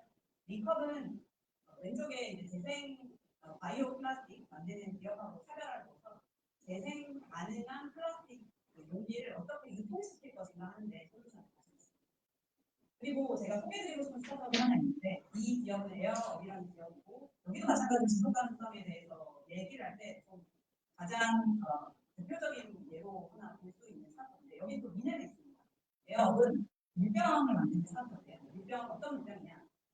내가 사람이 보통 맛을 느낄 때 향기로 맛을 같이 느낀다고 하잖아요. 그래서 내가 이 물병에 맹물을 넣어도 향기를 만들어주는 핵실이 중간에 들어있어서 과일만 물을 만들어내는 보트를 개발한 스타트업이에요. 이게 미넨 공과대학 학생들이 자기들 석사 논문으로 이 향이 어떻게 맛을 만들어내는가 이런 석사 논문을 바꿔본 아이디어를 이제 스타트업으로 발전시킨 예인데요.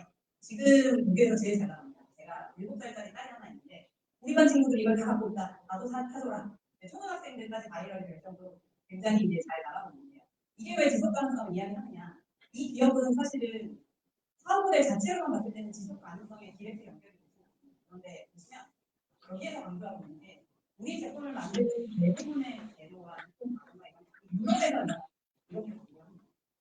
그 얘기는 유럽에서 일어나고 있기 때문에 우리 한국에서도 이상한 홍보 매출량 깎고 그다음에 국가에서 정한 정책보다 훨씬 더 낮은 수치로 우리는 제품을 생산합니다. 이들이 가장 앞서서 내세우는 테크닉입니다. 두 번째는 이제 디지털화인데요. 유럽의 스타트업들을 주목해야 될 필요가 뭐가 있냐면요. 기후위기 된, 아까 미국의 SOS도 제가 처음 말씀드리면서 클라이밋 테크, 그러니까 기후위기를 어떻게 대응할 거냐, 탄소 배출을 어떻게 줄이게 하는 기술이냐, 되게 어려운 거 같죠? 그냥 재활용을 잘하게끔 도와주는 뭐 이런 솔루션을 만드는 이렇게 재활용, 우리나라는 지금 재활용 다 잘 돼 있잖아요. 건물마다 다 용기에서 분리배출하고 수거 다 잘 돼 있잖아요. 우리나라가 그런 겁니다. 미국은요, 아직도 그냥 통으로 쓰레기 다 버려요. 대부분은 안 해요. 그러니까 미국의 어떤 도시를 딱 찍어가지고 내가 그국의 재활용 생태계를 만들겠다. 이거 그냥 사업 모델인 거예요. 아까 이 사업 모델이 되게 거창한 거 같죠? 거창하지 않고요. 여기 유리병 만든대요. 유리병에다가 향기 나는 캡슐을 이렇게 장착해가지고 물을 마실 때마다 사과 맛 나게 할 수도 있고 딸기 맛 나게 할 수도 있고 엄청난 기술입니까? 엄청난 기술이 아니라 그냥 아주 간단한 기술입니다. 그래서 우리는 이 반도체 생태계도요. 반도체를 만드는 건 엄청난 생태계가 필요하지만 반도체 응용을 하는 칩을 만드는 거, 센서를 만드는 거, 뭐 여러 가지 면에서 우리가 이 응용할 수 있는 생태계들을 고려한다면은 사업 모델은 무궁무진하게 나와요. 그래서 근데 아이디어가 잘 안 나오는 이유는 뭐냐면 내가 너무 익숙한 환경에만 있기 때문에 아이디어가 안 나옵니다. 그래서 자꾸 해외나 이런 데 자꾸 가서 이런 대회 또 와서 이런 사례들 듣고 이런 것도 사업 모델이 돼? 아니 열쇠 뭉치도 아니고 이게 언제적 얘기예요? 30년 전 얘기 아니에요. 열쇠로 문 따고 들어가는 거. 우리나라에서 열쇠로 문 따는 경우가 어디 있습니까? 독일은 아직도 그런 데잖아요. 그러면 독일의 문을 다 디지털로 바꾸겠습니다. 내가 독일의 미겐에 있는 아파트에 전부 다 디지털 도어락을 설치하는 사업. 이게 뭐 테크비야. 이게 뭐 테크야. 근데 우리는 어쨌든 테크라고 생각해. 우리가. 그래서 약간 스토리 넣어가지고 바꿔주는 사업만 해도 매출이 발생합니다. 우리나라만 생각하면 안 돼요. 일본만 해도 인터넷 활용도가 엄청나게 커요. 독일도 디지털라이제이션이 생각보다 잘 안 돼 있어요. 이 현장에. 그런 나라들이 엄청나게 많다. 이런 것들을 보시면 좋겠고요. 그리고 국적을 잘 안 따져요. 요새. 스타트업 창업한다고. 아까 왜 제가 이 얘기를 하냐면 요거를 이해하잖아요. 왜 우리 회사 그러니까 기업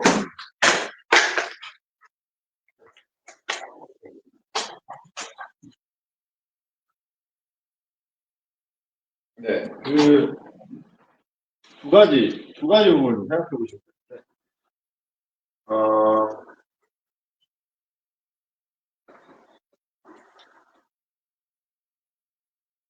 GDP라고 하는 개념을 이해하셔야 돼요.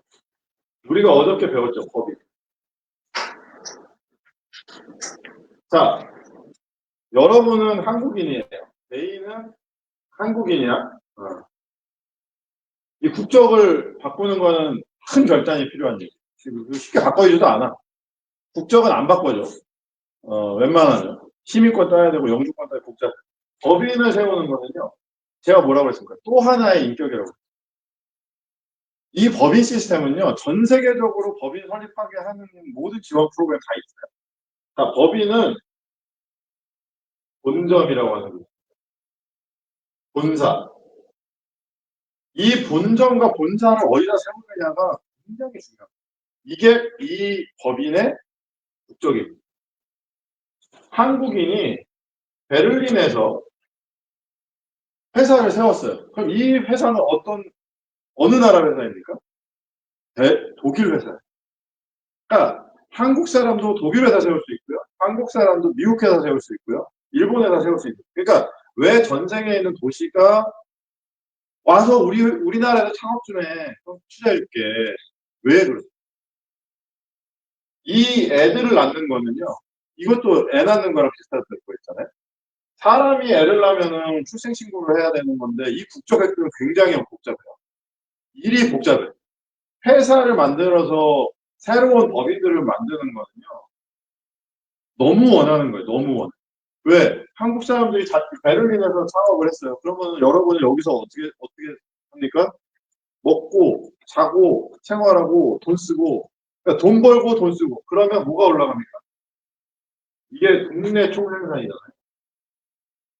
국내 총생산입니다. 이게 굉장히 중요해요. 삼성전자가 텍사스에다가 공장을 세웠어요. 거기서 고용이 창출되고 그러잖아요. 매출이 일어나잖아요. 그럼 우리나라 GDP에 도움이 되나요? 안 되나요? 미국 GDP에 도움이 돼요. 한국은 삼성전자가 미국에서 돈을 얼마를 벌든지 한국 GDP랑 아무 상관이 없어요. 아무 상관이 없어요. 그래서 이 미국이 인센티브를 많이 줬잖아요. 야, 너 미국에서 공장 세우면은 돈 줄게. 아니, 왜 한국 기업한테 미국의 정부에서 돈을 줍니까? 국내 총생. 왜 독일 기업이 한국 사람이 독일 와서 창업하는 걸 환영합니까? 국내 총생. 이거 엄청 무서운 거예요. 왜 부산에서 자꾸 창업하라고 하는지 알아요? 이게 지역 총생산이 또 있어요. 부산에서 돈이 돌아야 돼. 서울에서 창업하면 서울에서만 돈 돌잖아. 부산 생태계 다 주고 가게 다 없어져. 그래서 부산에 본사 두고 부산에서 창업하라고 그렇게 얘기하는 거예요. 이해가 되시죠? 그래서 이 두 가지 때문에 나는 한국에다 모두 평가를 못하니까 진짜로. 우리도 어떻게 해야 됩니까? 일본 사람 지금 유학하는 외국인들 많잖아요. 야, 나랑 같이 창업할래? 부산에서 같이 창업하자. 그리고 니네 나라에 있는 상품이랑 서비스를 같이 활용해서 여기서 만들어서 니네 나라에 팔고 뭐 이런 것도 여기서 친구 만들어 봐. 여기 뭐 파키스탄, 인도 뭐 많이 있잖아요. 뭐 네팔, 중국 많잖아요. 같이 창업하자. 여기서 창업해. 근데 부산에서 창업해서 부산 여기다 두고 중국으로 넘어갈까? 이런 형태로도 창업을 할 수가 있어요. 그래서 이 두 가지 개념을 이해하시면 왜 내가 해외에서도 창업을 할 수 있는지가 이해가 되겠습니다. 프랑스. 여기서부터 저도 좀 힘들죠. 프랑스 사람 영어 많이 안 하고 프랑스 말 자존심 있고 프랑스는 뭐 문화예술 뭐 이런 거 할 줄 알았는데 여기도 스타트업 생태계 장난 아니에요. 네, 안녕하세요. 네이버 석수입니다. 할인서 왔다고 벌써 보이는데 동서대학 전문가입니다. 네, 제가요. 저희가 좀 저는 관계가 배워한 게 1년 전 정도에 유럽 프로젝트를 시작했습니다. 근데 그때 큰 행사에서 지금 실리콘밸리 중국사랑 유럽사가 나올 거라고 상상도 못했고요. 그만큼 유럽에 대한 뜨거운 열기가 있지 않나. 한국에서도 지금 많은 분들이 관심을 가져주시는 것 같고요. 그래서 저희가 네이버 활동은 물론이고 좀 전체적인 유럽과 프랑스 생태계 자체에 대해서 한번 말씀을 드릴 수 있으면 좋을 것 같습니다. 우선은 저희 간단하게 네이버가 지난 2년 동안 어떤 활동을 했는지 정리를 한번 해봤는데요. 네. 우선은 저희가 처음부터 많이 물어보세요. 네이버 정책이 유럽에 나가는 거 아니냐 이런 질문 많이 들었는데 너무나 저희가 낯선 시장이고 또 저희 혼자 할 일이 없다고 판단을 했고요.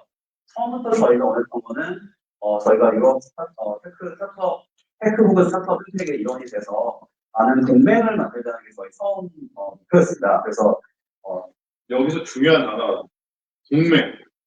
제가 생각하는 게 아까 기업과 기업 간의 연계에 대한 것을 동맹이라고 하고 제가 지금 하고 있는 이 스피드매스도 사실은 동맹 생태계를 구축하고 제가 그걸 도와주는 일을 하는 게 저희 비즈니스 모델이거든요.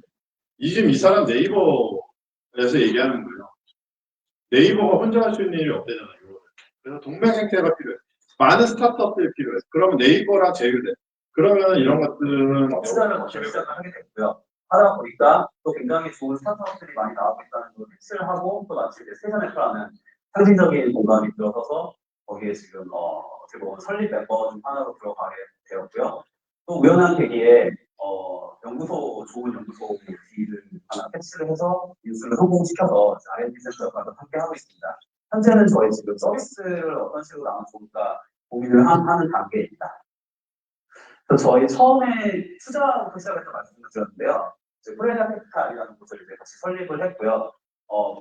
들어보신 적 있으실 것 같은데, 이제 프레다 캐피탈이라는 프랑스의 이제 한국인 입양한 주치의시고, 문화부 장관하고 디지털부 장관을 하셨던 분이랑 같이 설립을 하였습니다. 그래서 저희가 현재 처음에는 이제 1억 유로 하나로 한 1,300억을 투자했고, 작년에 중재를 해서 현재 지금 2억 유로 2,600억 원이 투자가 되어 있고요. 현재 지금 8개 스타트업들에 투자가 되어 있습니다. 아마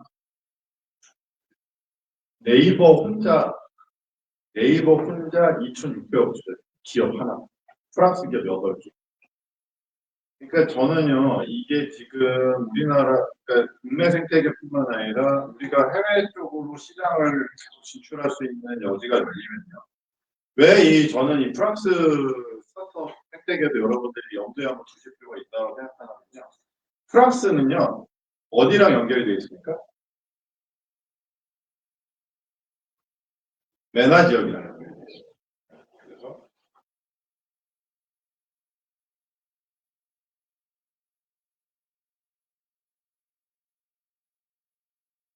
요런 뭐가 아세요? 그 프랑코폰이라고 하는 구조가 이 불어를 쓰는 프랑코폰이라고 하는 이 개념이 있는데요. 여기 보면은 그 프랑스 식민지였던 아프리카 지역에는 여전히 불어를 많이 씁니다. 특별히 모로코, 알제리, 튀니지, 북미에 있는 나라들이 이 굉장히 많은 아프리카 쪽에 생태계가 조성이 됩니다. 그래서 그 불어가 가능한 나라들이 이렇게 많아요. 되게 많죠. 네. 인구가 몇 억이 엄청나게 많죠. 그래서 이 프랑스가 여전히 그 19세기를 주도했던 초강대국이었기 때문에 이 프랑스 쪽 생태계도 만만치 않다. 네. 생각하시면 되겠습니다. 네. 그래서 지금 뭐 시간이 많지 않기 때문에 마지막으로 아시아의 하나의 아시아 최고의 금융허브로 부상한 싱가포르 사례 하나 더 보겠습니다.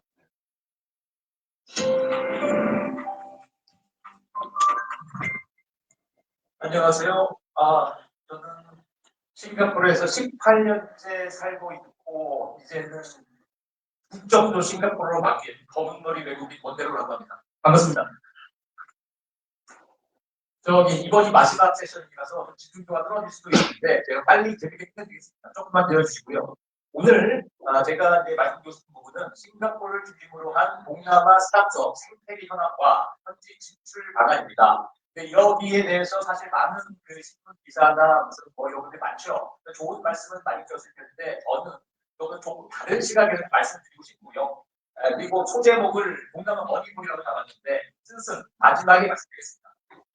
저는 직장 생활을 삼성물산에서 상사를 시작했고요. 2000년 전후에 닷컴이 불 때 당시에 KTB라고 하는 벤처캐피탈을 옮겨서 벤처 투자를 해왔었고 2006년에 싱가포르로 가서 거기에서 저희 주재원으로서 벤처 투자, 프라이빗 에쿼티 투자 이런 걸 좀 했었고요. 그러다가 이제 헤지펀드까지 가가지고 내가 투자 활동을 좀 했었었고 그러다가 이제 지금은 스타트업을 직접 만들어서 리딩하는 일을 좀 하고 있습니다.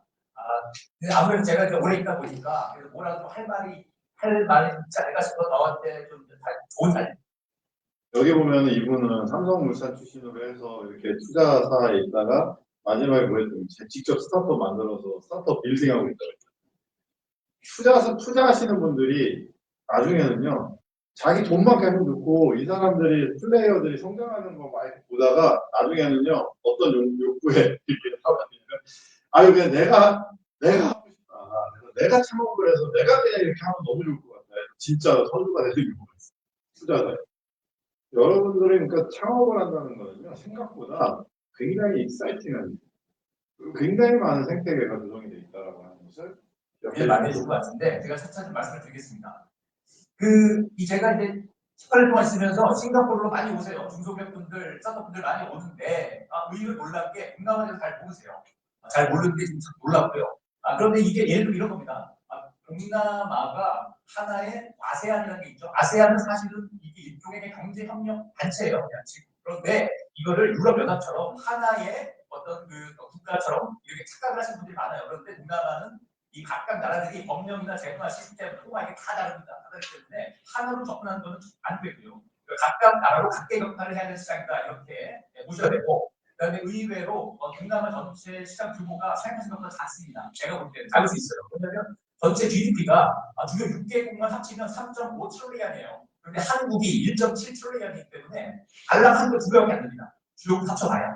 그다음에 그 중에서 3분의 1이 인도네시아예요. 그리고 싱가포르 같은 경우는 이제 한국보다 인도 민족의 3배쯤 되는데 전체 GDP는 한국의 4분의 1밖에 안 됩니다. 0.4 트릴리언밖에 안 되고요. 그다음에 한국 기업들이 많이 가는 베트남 있죠. 베트남 같은 경우는 인구가 2억이 없기 때문에 한 2배가 되는데 국민 소득 GDP는 싱가포르 수준의 0.4 트릴리언밖에 안 됩니다. 그러니까 이게 애매할 수 있습니다. 그래서 추천 헷갈릴 수도 있다라고 제가 이제 제목을 붙였고요. 예. 근데 싱가포르 춘천 작가비가 왜 나오냐. 근데 저는 일단은 그런 거죠. 인구 대비 GDP를 따지면 싱가포르는 인구가 600만밖에 안 되고 5천만인데 이게 말이 비교가 직접 되지 않죠. 근데 그 캐피탈 마켓을 봐요. 왜 이분이 싱가포르에 투자 활동하면서 벤처 캐피탈 했을까? 금융시장의 규모가 있다는 거예요. 사람 그 GDP의 문제가 아니라 벤처 캐피탈 마켓 자체가 엄청나게 크다라고 합니다. 그리고 아까 뭐 아세안 전체를 볼 필요 없다. 맞아요. 그리고 베트남 인구 1억이에요. 인도네시아 2억 2천 넘어요. 베트남이랑 인도네시아 우리 5천만이잖아요. 베트남 1억인데 성장률 엄청 높아요. 자, 우리나라 70년도에 우리나라 GDP 성장률 아까 GDP 성장률 10%씩 1년. 5년 뒤면 50% 성장, 50% 60% 성장합니다. 그러니까 여기 내가 얘기했죠. 여기가 시골이었는데 갑자기 5년 뒤에 와보니까 여기 도시 아파트 단지 생기고 이래. 베트남이 지금 그런 상황. 인도네시아가 그런 상황. 거기는 전부 다 7, 8%씩 성장하는 거예요. 우리나라 얼마 성장하는 거예요? GDP 성장은 2% 언더예요. 우리나라는 이제 부산 보세요. 부산이 드라마틱하게 변하고 있습니까? 드라마틱하게 슬럼화되고 있어요. 영도 이런 데 빈집 엄청 많이 나와요. 어떻게 써야 될지를 몰라 이제 구도심 어떻게 할 거예요. 해운대만 아파트 막 들어오지만 해운대는 다 슬럼화되고 있단 말이에요. 언덕에 있는 옛날 낡은 집들 40년 된 집들 다 비어있어요. 서쪽으로 가면 더 그렇죠. 서쪽으로 가면 사상, 사하 이런 데로 가면 영도, 중구 이런 데 가면 엄청나게 지금 집들이 비어가고 있어요. 도시가 발달을 안 하고 도시가 이렇게 서서히 가라앉는 느낌. 부산 사람들 위기 엄청나겠죠. 부산만 위기입니까? 다 위기예요. 지금 뭐 김해고, 양산이고, 뭐 기장이고, 할 것 없이 다 위기. 동남아는 도시가 커지고 있습니다. 하노이, 가면 뭐 몰라요. 호치민. 그냥 몇 년 지나면 신도시에 퍽퍽 들어오는 거예요. 성장률을 보고 판단을 하면은 캐피탈 지금 현재를 보고 투자하는 게 아니에요. 그럼 부산은 가능성이 없습니다. 그렇지 않다니까요. 부산은 우리가 대기업 하려고 하는 거 아니잖아요. 나 스타트업을 할 때 뭐 매출 1조짜리 회사 만드는 거는 생각하지 마시고 지금 나는 그냥 매출 2억 정도 하고 부산에서 얼마든지 그런 회사 매출 만들어서 재미있는 사업들 할 수 있는 게 너무 많아요. 그런 것들 기억을 하시면 좋겠다. 미안합니다. 그걸 그러면 많이 오세요. 많이 오시고 이미지가 좋죠. 이미지 좋고 아시아에서 유일합니다. 지금까지 글로벌 스탠다드가 유일하게 통하는 있습니다. 그렇기 때문에 최근에 특히나 홍콩이 무너지면서 어부지리로 싱가포르이 더 힘들게 됐죠. 그래서 싱가포르는 글로벌 스탠다드 자체가 이 나라의 특징이자 강점입니다. 그렇게 보시면 좋고요. 사실 싱가포르 말고는 아시아에서 대안이 없습니다. 이게 큰 문제일 수 있습니다. 이거 굉장히 중요한 포인트. 지금 사실 미국이나 유럽으로 진출할 때는 큰맘 먹고 가야 돼요. 사실 항공료도 비싸고 사실 문화권이 시차도 사실 엄청나게 달라가지고요. 한국이랑 미국 저 서부 지역이랑 통화하려면 누군가는 희생해야 돼. 누군가는 아침 8시에 회의를 하든지 아니면 밤 8시에 회의를 하든지 이런 식으로 해야 돼. 유럽이랑 하려면 이게 낮 시간이 애매하게 걸리는 거예요. 근데 싱가포르랑 시차가 별로 안 나기 때문에 편해요. 일본은 시차가 나. 그래서 결국은 이 로컬, 리저널한 부분이라는 게 사실은 무시할 수가 없는데 아시아권에서 가장 큰 금융 시장을 지금 하고 있는 거예요. 왜냐면 홍콩이 무너졌다고 얘기했죠. 홍콩이 중국 민주화가 무너지고 중국화가 되면서 사실은 홍콩에 있는 외국 자본들이 전부 다 지금 빠져나오는데 아쉽게도 부산 금융업의 서면으로 와야 되는데 이 서면으로 와서 싱가포르로 가고 있다. 그래서 자본시장이 굉장히 크다. 네, 이런 것들을 좀 고려를 하시면 좋을 것 같습니다.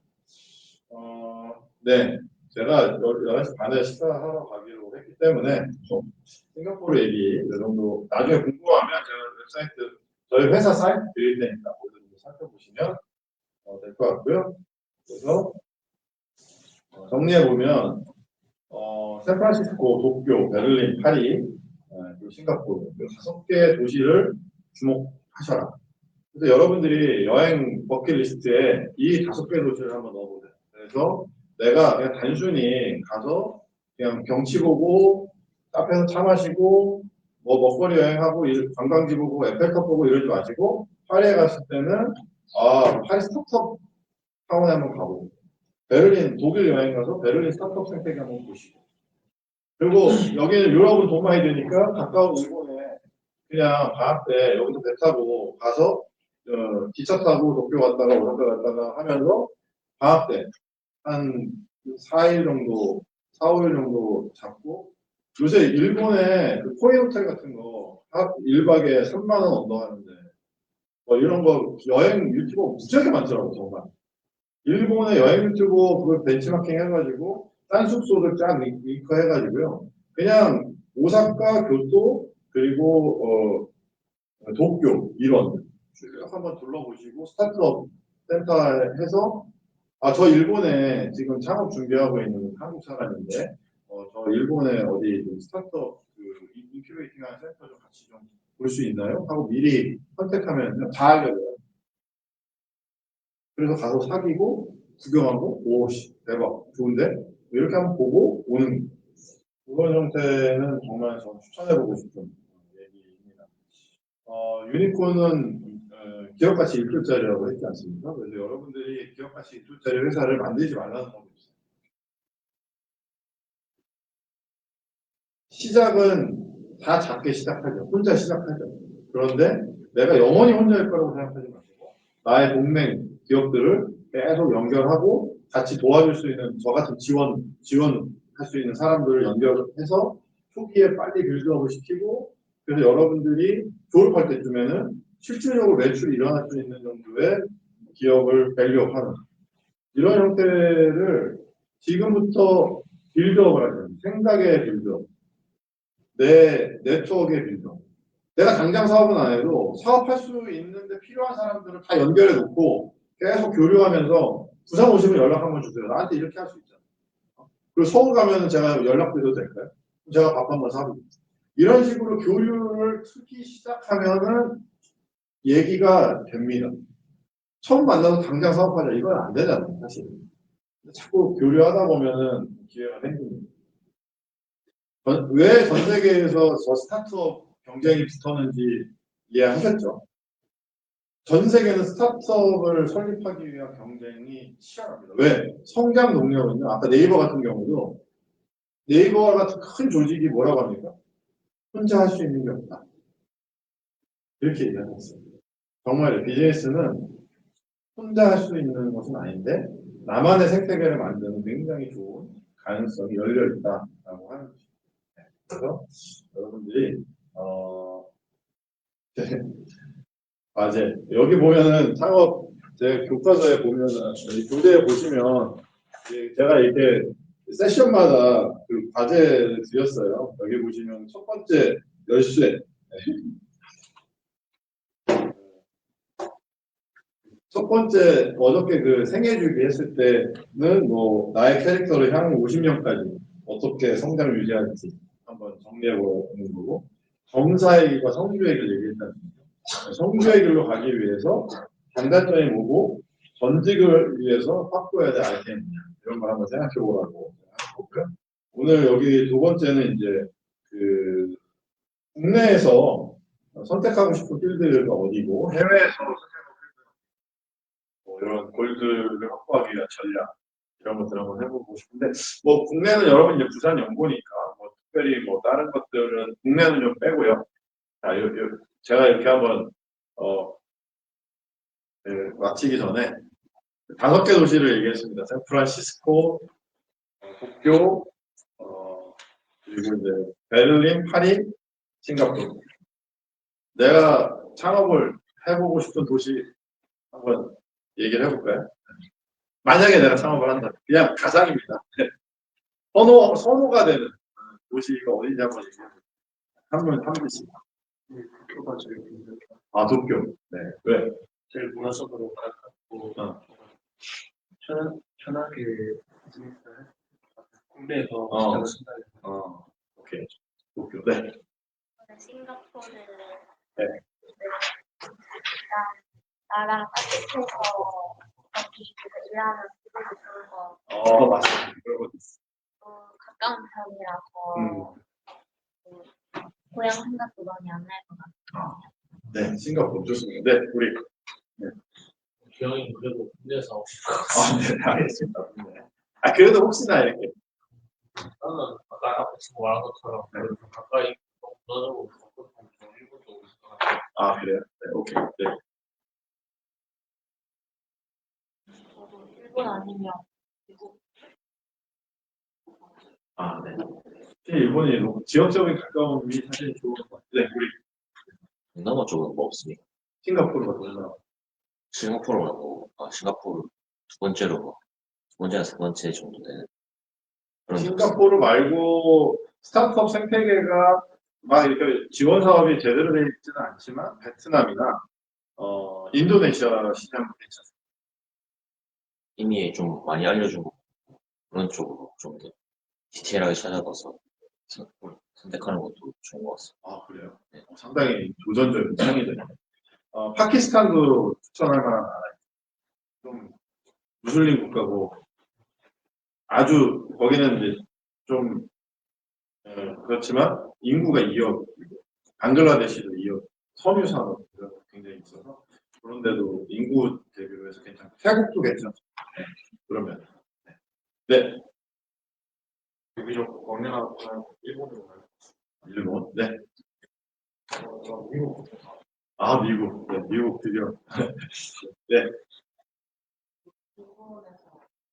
일본. 네. 프랑스에서 프랑스 왜 프랑스? 네. 로망이 그렇죠.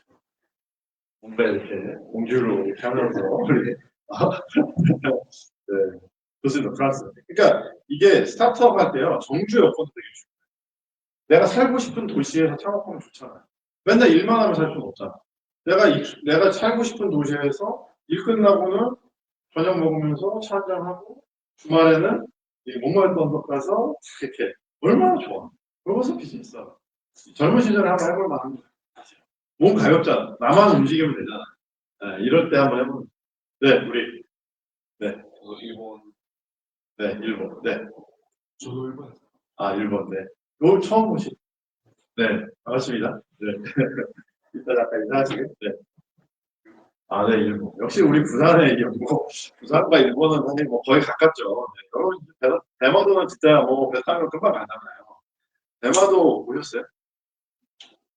거기 지금 완전히 고령화돼가지고요. 산거에 다 죽어가지고 계속 비고 있다고. 네. 그래서 대마도 관광 프로젝트로 하는 스타트업 부산과 대마도 연결하는 이런 비즈니스 부산에서 하면 창업할 수 있는 아이템이지 않을까 그런 생각이 들어요. 왜 배편이 있잖아요. 배 타고 가잖아요. 그래서 저는 네 오늘 재밌게 들으셨는지 모르겠는데요. 그래서 이렇게 해서 저희가 이제 네 오늘 한국과 해외 스타트업에 대한 분석을 정리를 해봤습니다.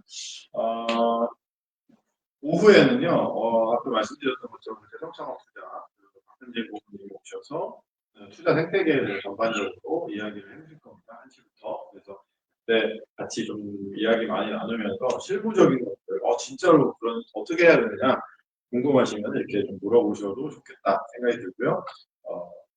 내일은 이제 오전에 ESG 경영, 아까 그 서스테이너빌리티라고 하는 부분, 소셜 부분 이런 부분들이 상당히 중요한 이슈라서 오전에 그걸로 들으시고 오후에는 소셜 네트워킹, SNS를 어떻게 활용해서 사무실 오프라인 공간 없이도 글로벌한 비즈니스를 빌드업할 수 있는지, 인공지능도 활용하고 SNS도 활용하고 그래서 스마트하게 비즈니스 툴을 만드는 전략 이런 것들을 알아보는 시간을 갖도록 하겠습니다.